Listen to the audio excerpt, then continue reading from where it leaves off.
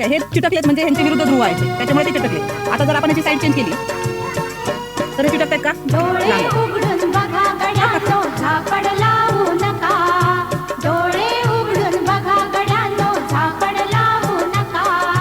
जे दिसते ते हा झाला बिंदू. आता 2 चुंबक ठेवलेत आपण. ते 2 चुंबक जर जोडले तर ते एक रेषा तयार होईल.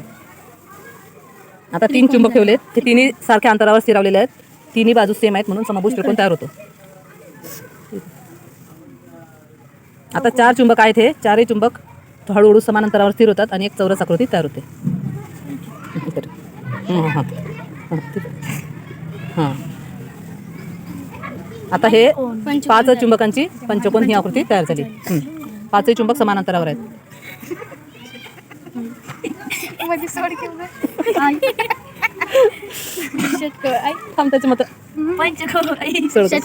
आता हे 6 चुंबक आहेत समान अंतरावर स्थिरावलेले आहेत. तर ही झाली आकृती षटकोनाची. अशा पद्धतीने चुंबकाचा वापर करून आपण भौमितिक आकृत्या हा घटक शिकलोय. Magnetic geometry.